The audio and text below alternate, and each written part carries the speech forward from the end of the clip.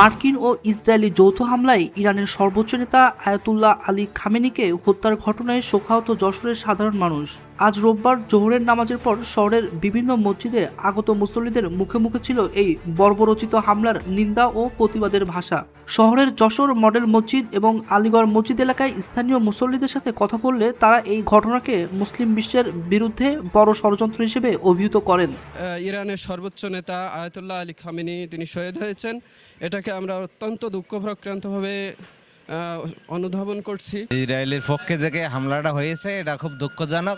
সকাল থেকে চায়ের দোকান থেকে শুরু করে অফিস আদালত সব জায়গাতেই আলোচনার মূল বিষয় ছিল ইরানের এই সংকটময় পরিস্থিতি। যশোরের সচেতন নাগরিকরা মনে করছেন এই হত্যাকাণ্ডের ফলে বিশ্ব এক ভয়াবহ যুদ্ধের দিকে ধাবিত হচ্ছে। শহরের বিভিন্ন স্থানে বিচ্ছিন্নভাবে এই হামলার প্রতিবাদে সাধারণ মানুষকে ক্ষোভ প্রকাশ করতে দেখা গেছে।